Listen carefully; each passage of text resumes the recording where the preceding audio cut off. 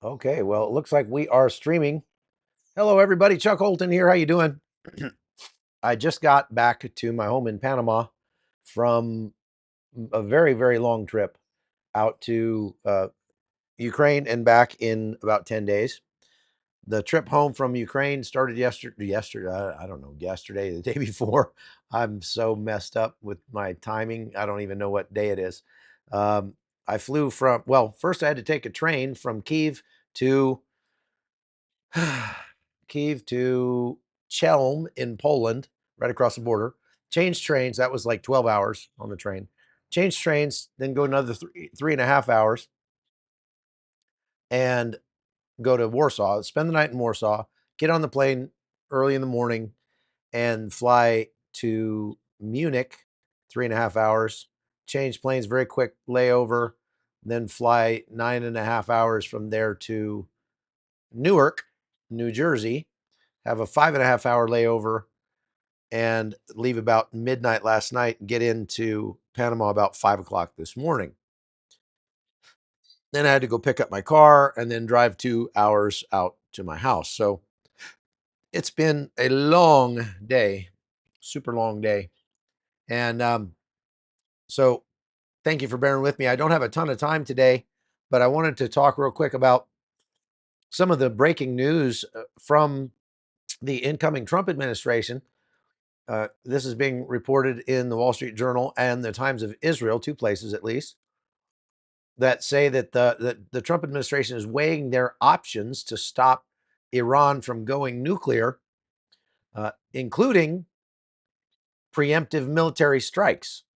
Now, that would be sort of out of the ordinary for the Trump administration. I mean, just based on what they did last time. Donald Trump was not afraid necessarily to use military force if it became necessary, but it was not his first option. And that's great. That's exactly what we want in a president, is somebody who doesn't immediately start blowing things up when things uh, go badly. Somebody's asking if I can talk about the drones in New Jersey, maybe later. Let me stay on topic here, and we'll get through this because I've only got 30 minutes. So if I don't get to that question, I'm sorry, but I'll try. Now, there is news on Telegram today of uh, the Israeli government gearing up for another big attack. It doesn't. We don't know exactly on what. Might be on the Houthis, and it might be on Iran. Well, it's certainly not going to be on Lebanon anymore because things are actually going pretty well in Lebanon. It's been super quiet with no rockets coming out of Lebanon for some time now, maybe a week. And there were actually 4 rockets that came out of Gaza the other day, but anything coming out of Gaza at this point is kind of a nuisance more than anything else because it's just uh, the they can't aim them. They're just, it's not that they're not dangerous, and I don't mean to downplay them. I'm just saying that the number of rockets coming out of Gaza is so low that it's nothing compared to what they were having on a monthly basis even before October 7th. So uh, things are looking pretty good. Israel has really just changed the calculus in the whole region now. And I guess in some sense, they have Hamas to thank for giving them the impetus to do so. But while that was a grave tragedy, the Israelis are not letting that tragedy go to waste. And they're making every life, every Jewish life, somebody that was killed on October 7th, or those soldiers that are putting their lives on the line in Gaza or up in Lebanon or Syria or whatever, making them count. They're making them count. And they have not only helped themselves, helped Israel become safer, but they have helped the whole world become safer. And the fallout is still happening. Everybody wants me to talk about the drones. I will get to it if I get to it. Maybe not, because I've only got 20 minutes to get the rest of this out. We'll see. The size of the rockets, Sigma 77 is talking about size of the rockets coming out of Gaza. The ones that have come out of Gaza recently are very small, mostly homemade rockets. Uh, of course, like you said, if they hit your car or something, it's going to ruin your weekend. But it is, they're not the kind of rockets that would blow up an entire house or, city block or anything like that. They're not big rockets. They're rockets that a guy can carry like a suitcase, kind of. They're pretty small. And there have been very few of them, like 4 in the last month or something, five maybe in the last month. There have been very few. So, I wanted to also point out that Israel has not only decimated Hamas, decimated Hezbollah, relegated Iran to going back to the drawing board and having to basically start over on their entire foreign policy, which was centered around pouring money and weapons into all these proxies and having them threaten Israel. And now it's like none of that worked, and things are not going swimmingly for the government in Iran. There's a article in the New York Times today that is talking about how much chatter there is on Iranian local networks, news networks, calling out the government for their failed strategy of arming all these proxies around the world and saying, why did we pump billions and billions of dollars into Syria and into Lebanon and into Gaza only to watch them all get crushed in the space of a year and really do very little to harm the Israelis in the greater scheme of things. And oh, by the way, strike directly from Iran at Israel twice and fail to kill even one Israeli.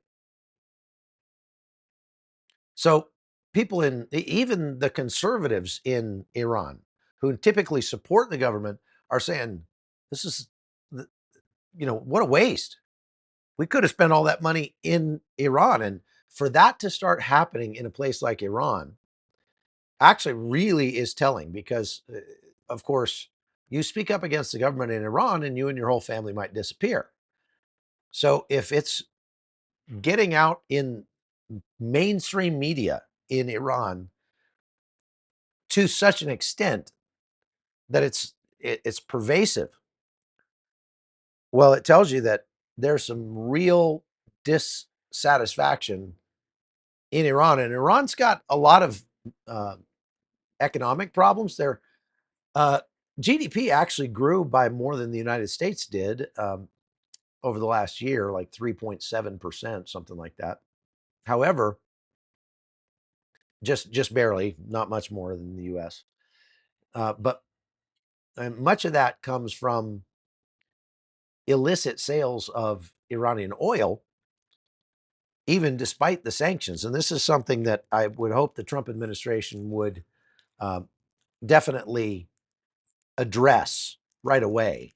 So the I've been talking about Ukraine for the last 10 days, and I've been saying that the Trump administration, there's a path forward here where they could put maximum pressure on Russia without sending a bunch of weapons or money to Ukraine.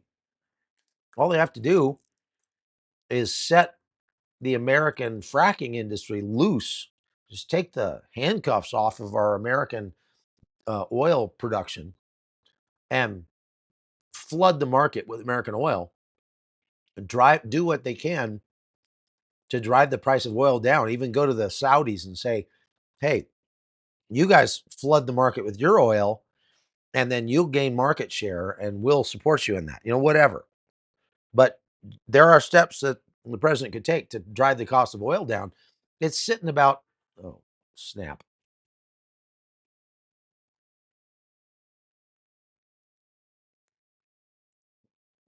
Did I lose you? Nope. Okay, still on. No, fracking's not bad, only if you're a Democrat.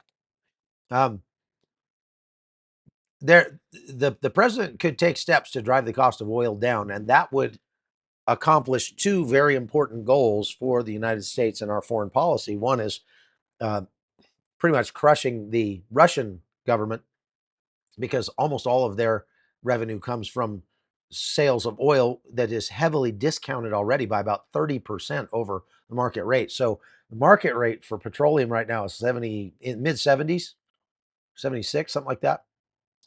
And if Russia is selling it at a 30% discount to India and China, and we drove the price of that of global oil down to near or about the place where where Russia is selling it to China and India right now, that'd be 30%, even 20% would put so much pressure on Russia because they wouldn't be able to get it out of the ground for that price, more or less. They'd basically be break even or losing money getting their oil out of the ground.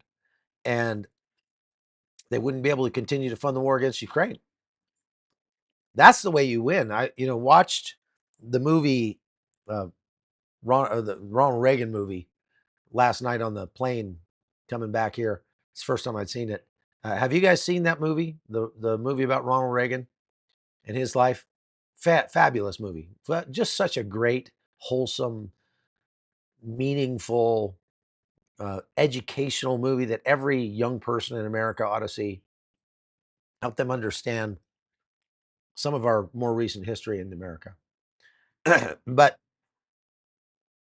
that's exactly what Ronald Reagan did in making the Soviet Union collapse. We put them into an arms race, uh, which we had deeper pockets than they did. And then we took steps to drive down the cost of oil, which is their number one source of revenue. And the whole Soviet Union just collapsed. We could do that again.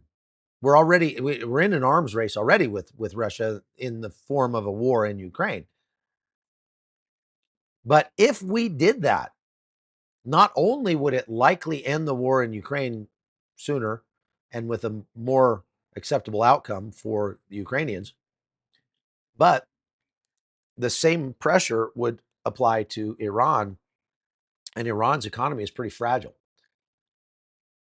Now, the for those of you that are just coming on, we got 1,200 people online. Please hit the like button and subscribe to the channel while you're sitting here listening. Um, and somebody said he already plans on it. Yeah, I saw that. I've been saying for some time that's what they need to do. And yes, but also if you just came on, what I'm talking about here is that the Trump administration is reportedly considering options to stop Iran from being able to go nuclear, including preemptive military strikes. And that would be something. Now, personally, let me just say, I don't think Donald Trump is going to go that far because I don't think he needs to. Okay. I don't think that he needs to actually strike Iran directly because Israel is perfectly willing to do it for us. And so all we really need to do is facilitate Iran, give them the tools they need. They're even willing to buy the bombs that they need from us. We don't even have to give it to them. They'll pay for it. And then just set them loose and encourage them to do it. Maybe provide some intel sorry.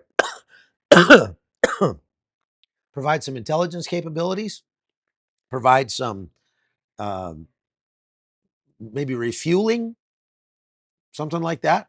Maybe even let Israeli jets land on American aircraft carriers. I don't know if that's a thing, maybe not. But now that Israel has taken out the entire Syrian Air Force and all of their air defense capabilities. Not like there's anybody left that even knows how to use those things right now. Um, what it does, it just paves the way for Israel to take the bull by the horns and actually strike directly at Iran. And it looks like they are planning something along those lines.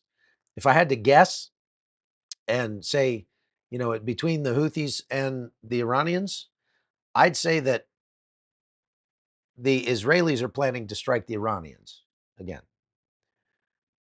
And the United States is going to strike the Houthis some more. They actually, just in the last 2 days, the United States struck back at the Houthis after the Houthis attacked uh, several ships, some U.S. Navy ships and U.S. flagged commercial ships in the Gulf of Aden. The United States shot down their drones and missiles and stuff, and then hit some targets in Yemen. So far, though, we have not really gone hard against the Houthis, and it would be glorious to see the Trump administration change that. We could end the Houthi threat in a pretty short matter of time if we would just allow the U.S. Navy to make use of what they have to do that. Now, I'm watching the live feed on the Times of Israel. It says the IDF just intercepted 2 rockets from Gaza that were fired toward Ashkelon, and the PIJ claimed responsibility. So apparently, they haven't completely decimated all of the bad actors in Gaza. They're still fighting there every day. They lost an IDF soldier yesterday in Gaza. So even though most of Gaza looks like a zombie apocalypse wasteland right now, they're not done fighting. And they are apparently still working on this ceasefire negotiation that would see Israel would stay there but stop fighting, and they would get back up to 30 hostages. I'm going to be surprised if they get back more than a dozen of the 101 that are still apparently in Gaza. They know that at least 40 of them are dead already. I would be very surprised if they get back um, more than 10 or 12 out of all those. But anyway, going back to Iran, the incoming U.S. administration is apparently planning, his last tenure as president, Trump instituted what he called the maximum pressure campaign against Iran, sanctions and all sorts of things. Well, they are said to be planning maximum pressure 2.0 against Iran for the next 4 years. And this information is coming from some of his advisors, but they're saying, again, without naming themselves, because they're not supposed to be talking about this stuff, that they may be considering military action. But again, it would make much more sense for the United States to just support Israel in taking military action against Iran, and the United States take out the Houthis, and there we go. We're all done. But somebody was asking, would there be troops on the ground? No, definitely. We don't need troops on the ground in Iran because we don't want to take over Iran. There's no need for us to put troops on the ground in Iran. We just want to destroy their capabilities and put them back years, set back their nuclear ambitions by years, because they're a bunch of psychopaths. And when you're a psychopath, you don't get to have nice things. Sorry. So we're going to have to destroy those things and make it so that you can't, threaten the rest of the world. That's just all there is to it.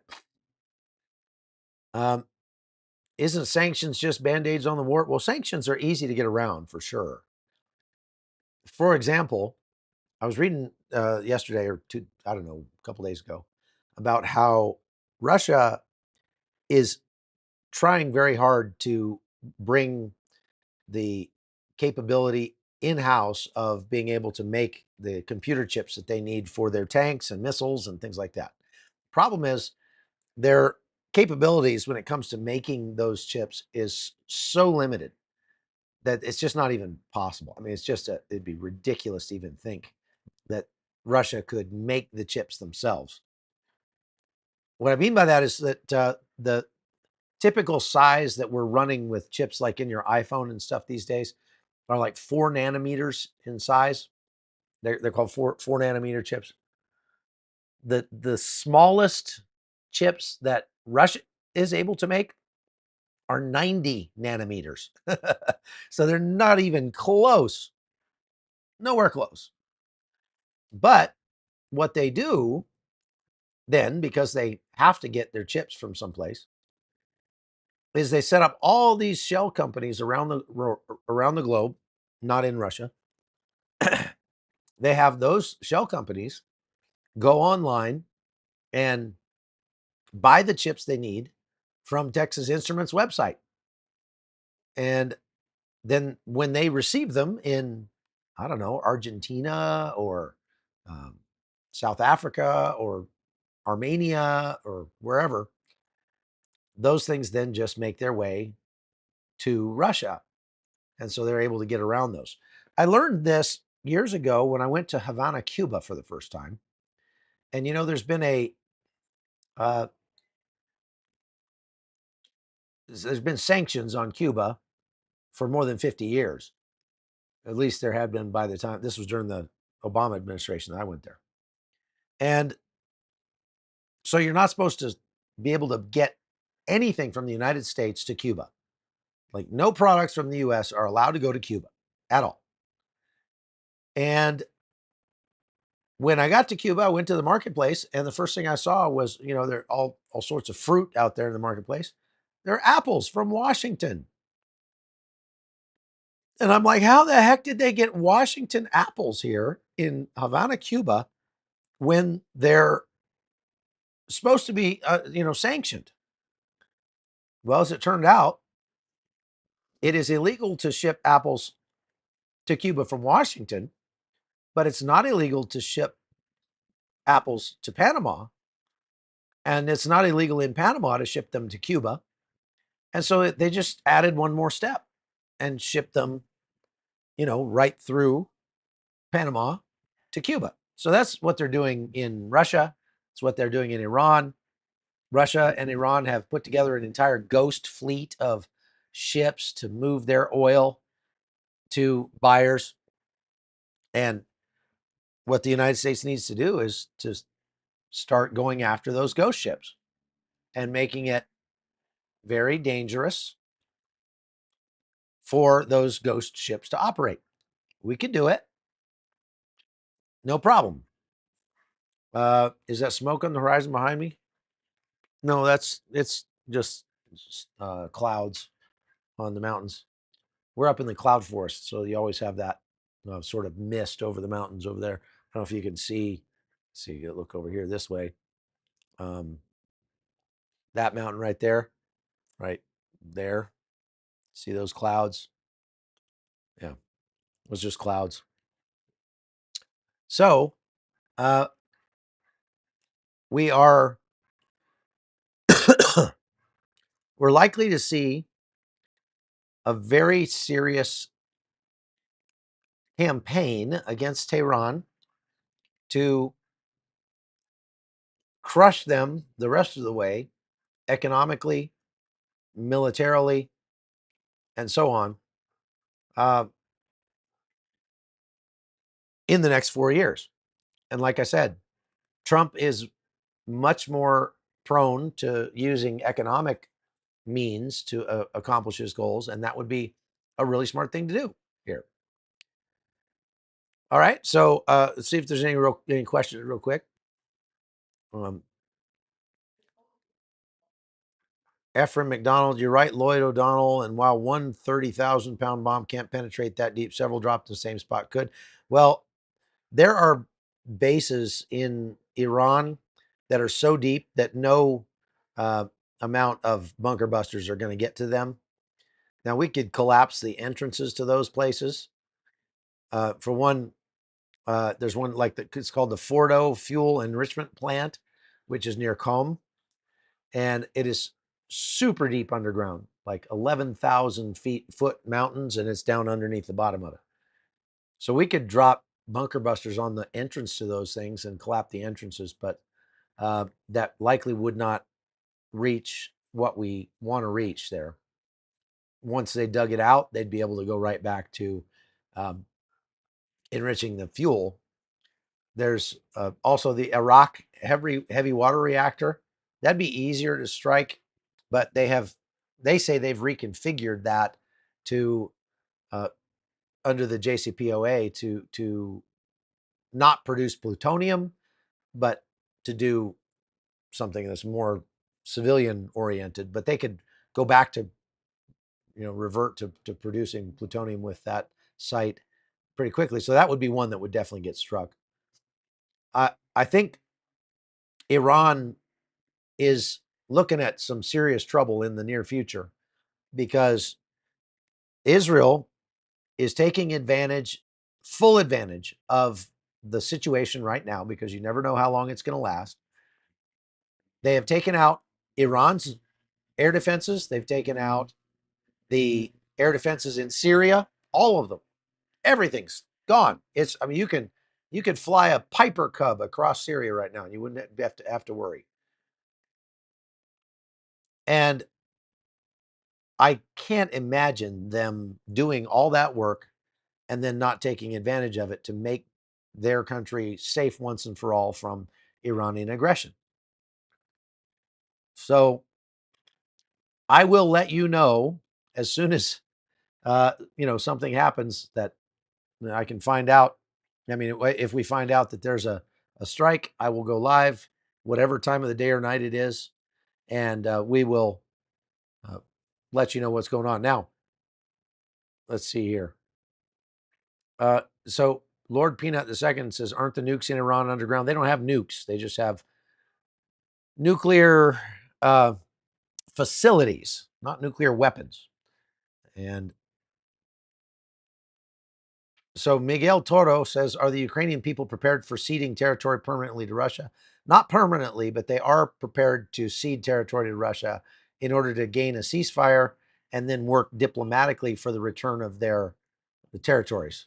That's a definite, you know, not a great deal for them, but it's about the best deal they're going to get, and they know that, and they are willing to do it. The thing is, Russia's not. At least what Russia has said is that, oh yeah, we're willing to talk ceasefire as long as Ukraine gives up and we win and they lose. That's not really, coming to an agreement. That's just trying to force a win on their part. So the the Ukrainians I spoke to, up to and including the advisor to the president, all said, we welcome Donald Trump's attempts to bring a ceasefire to this war, even if it means that we have to take a bad deal right now in terms of, you know, ceding our territory that we've lost.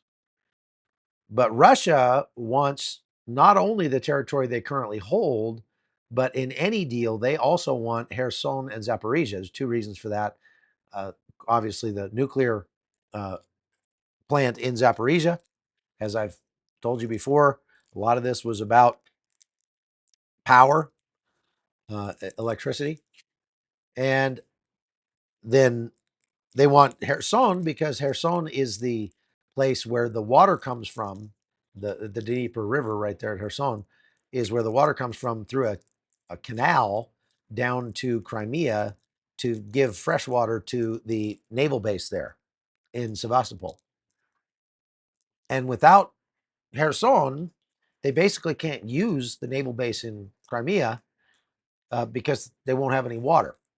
That was a big reason why they attacked in the first place, because the reservoir in Crimea was down to 7% of capacity about a week before the invasion. And the naval base there was literally about to just run out of water. And they have to get their water from Kherson. So they want those two, but Ukraine is not likely to want to give them up. Okay.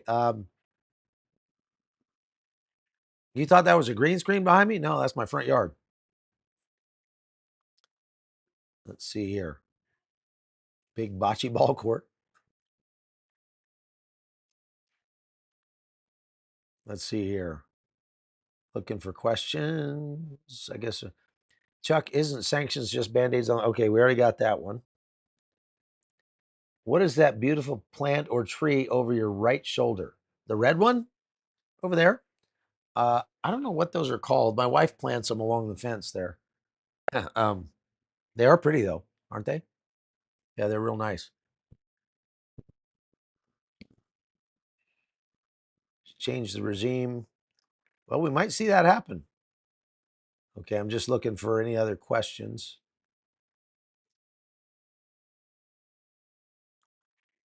You should come down under to Australia and do a Q&A with the Aussies on your knowledge of the world. Well, I kind of do it every day. Just get more Aussies online and have them ask me questions, mate, and I will answer your questions. And I don't have to fly all the way to. I mean, I'd love to come to Australia, but you kind of have to have a war there for me to come. I was supposed to go to Australia during the brush fires of 2020, and then I actually had a plane ticket and everything, and then it got shut down for COVID. And then we all got a picture of what a outright communist country, in many ways, Australia turned out to be. I thought it was a free country, but Australia is not a free country. Holy smokes! Am I a Christian? Absolutely. Praise Jesus. I am a Christian. I am the son and the grandson of Baptist ministers, and proud to be so. My voice is not really getting that much better, however. I've got this cough I'll get over it. Just give me a day or two in the sun down here and I'll feel better. Do you think the US, Israel, or someone else will have to fight against the new government in Syria anytime soon? Not soon, but someday. I don't, I wouldn't trust the new government in Syria because it's easy to find out where they came from. And what makes them extremists is not their political views, it's their religious views, and they're not going to change those. Question: will you please read the email I'm going to send you about a news story I watched last night that would highly go along with your new book? Okay. All right. Happy to do so. Send me an email. Um, yeah, I would love to come to Australia. Just tell your church to set up a speaking engagement, and uh, I will, I'll come. If Russia rejects Trump's peace agreement, what do you think Trump will do? Well, like I mentioned before, he's got a lot of tools in his arsenal, and all he needs to do is go to Russia and say, okay, you're going to take this peace deal, which is to stop where you are. You can keep what you've got for the time being and go home. That's it. Or we will give Ukraine every weapon they need to destroy you and give them permission to use those weapons any way they like. And we're going to push the price of oil down 20 or 30% and make it impossible for you to pay your bills. So there you go. Jessica Noreen says, what's Christmas like? Their traditions? Excuse me. Um, here in Panama, well, it was kind of a colony of the United States for a long time. So it's pretty much the same, except that it's summertime here in Panama over Christmas. And so this is summer vacation for the kids. They're out of school for the summer. Uh, and so people here associate Christmas with sunny, breezy, warm, not a ton of rain, and going to the beach, that sort of thing. Okay. Will you please read the email? I already did that. Somebody sent me an email about earth mounds that they found in Iran. Okay. I saw your email. I just haven't had a chance to get to it. Could I interview Sebastian Gorka? I don't know. Maybe I could call him. He likes me. I've been on his show several times. Maybe he'd come on. Do you think the U.S., Israel, or someone else? Well, okay, so I already got that. Drones over the USA. I'm 6 minutes overdue, but our dinner guests haven't got here yet, so I'll go ahead and answer that as best I can. Probably the best thing I can recommend to you to understand what's going on with the drones is to go to Ryan Macbeth's website or YouTube channel and watch the video that he made about these drones. Ryan is an expert on drones in America because he works for a company called MedLab, which makes drones to get blood to wounded soldiers. And uh, he made a video about why you don't need to worry about these drones. They're seeing over New Jersey and places like that. I have been gone and was focusing on Ukraine and stuff, so really I can't speak to the drone thing here. Uh, I mean, I don't know. It's there. There was that congressman who went on Fox News and said very confidently that Iran had a drone mothership, like an actual ship off the East Coast, and it was launching drones in America. Turns out none of that was true. He was, I don't know if he was making it up, but uh, the Pentagon came out and said, no, that's not, no. If the Pentagon is saying that, then what that might mean is that the Pentagon knows what these drones are, but they just don't want to talk about it because it's some sort of government secret program that they're testing. Why they would test it over the Eastern Seaboard, where it's easy for them to see, doesn't make any sense at all. So there's that. That's a problem. And other than that, I don't have much more to tell you. It's nice in Panama City, Florida right now. As far as Iran, you have China as the sleeper. I don't really understand that question. Do you think Ukraine will get to join NATO anytime soon? No, I don't. Ephraim McDonald. I don't think they'll get to join NATO.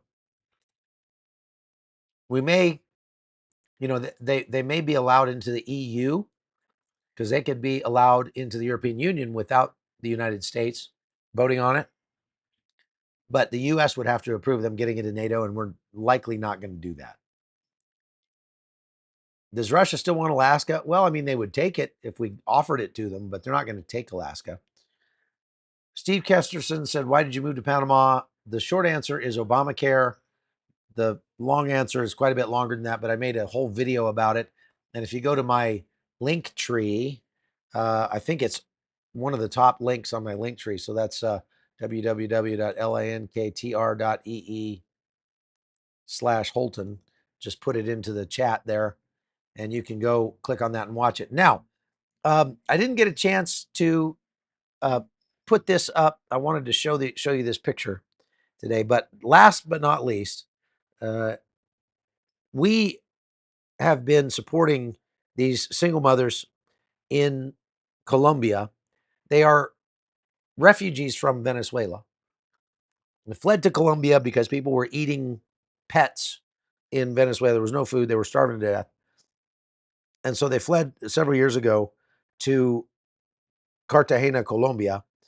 And we met them when these mothers were living on the street with their babies, begging for a living, trying to, just make $2 or $3 a day for food for their kids. And you can imagine how difficult that was. And so, with the encouragement of Victor Marx, we started to help these girls we got them a place to live, first of all. And they had like 15 people packed into this 2-bedroom apartment, but it was better than living on the street. And then we went down and helped them get started with some like micro businesses. And that's been a mixed success.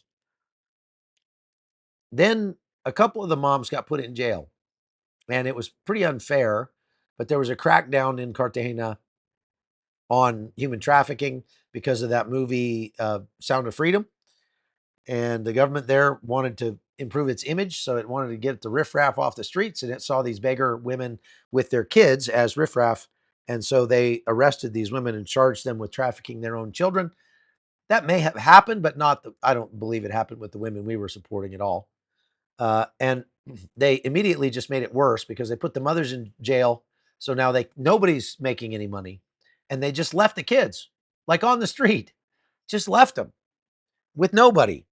So the kids went. There was a pastor lady, and I look, don't get all freaked out and start yelling at me about women pastors. I get it. I'm not somebody who believes that women should be pastors because the Bible's pretty clear about that. However, this woman lived in a bad neighborhood on the outskirts of Cartagena, and there was no church in her area, walking distance. So she started a Bible study, and all women, and the Bible study just grew and grew to the point where they have like, well, almost 50 people now that come on Sunday mornings, and they're all women. There's no men except for the children there, the boys, and so they she took in all these kids, and more kids keep coming to her because we've been supporting her to feed these kids and to house these kids. But I didn't realize, I thought we were up to about 14 or so. No, she sent me a picture of them all at church the other day, and there's 25 kids. Okay. I'm going to put this up and try to show you. There's a picture of 25 children, well, people, moms and kids. And we are supporting all of these people now with your donations and the moms who are in jail uh, that are the moms of some of these kids. So it's Christmas. These kids don't have anything for Christmas. So uh, I'm going to send them as much as we can afford to send them for Christmas to try to give these kids a nice Christmas, at least get them let them have a nice meal, get them some clothing or stuff that they need, and um, try to help them out. So I'm going to put all this up over at chuckholton.com. If you'd like to go to chuckholton.com and join us in that, you're welcome to. And we'll send anything that you want to send for those kids to for Christmas to them. And then just after the first year, I'm probably going to go down there and visit with them personally. And if a couple of you would like to accompany me to Cartagena for a couple days, just maybe like a 4-day trip to meet with those kids and the moms in prison. Hopefully by then the moms will be out of jail. We've been working with a lawyer to try to get them out. And so if you are interested in any of that, just send me an email, hotzoneholton@gmail.com, hotzoneholton@gmail.com. And if you want to help uh, these women, you go to that link tree that I put up. If that link tree has links to Venmo, Cash App, PayPal, anything like that. Again, this is not for me. This is taxable to me, but it is money we're going to pass along to that big group of kids and that pastora who is there basically by herself with that very little help trying to feed and take care of all these kids. We gave about $700 to that single mom, not single mom, the mom that we told you about in Ukraine, whose home was destroyed by the Russians. And she just was in tears. She was so happy and was not expecting anything like that from a bunch of strangers. So thank you. You guys are amazing. You guys are amazing. So if you have any other questions or comments, just send them to me on email. And I hope you have a great weekend. I will probably go live tomorrow, but we'll have to wait and see. Today's Friday. We're coming up on Christmas, and I'm only here in Panama for like 4 days, and then we got to turn around and go back to the States for Christmas. So we're going to be having a lot of guests over in the next few days, trying to get a few things done. So I will go live when and if I'm able. You're going to want to hit that notification bell to be sure that you get notified when I'm about to go live so that you can, um, you know, talk here. And so if you have any questions, like I said, just send them that way. Okay. All right. God bless you all. And we'll see you again next time.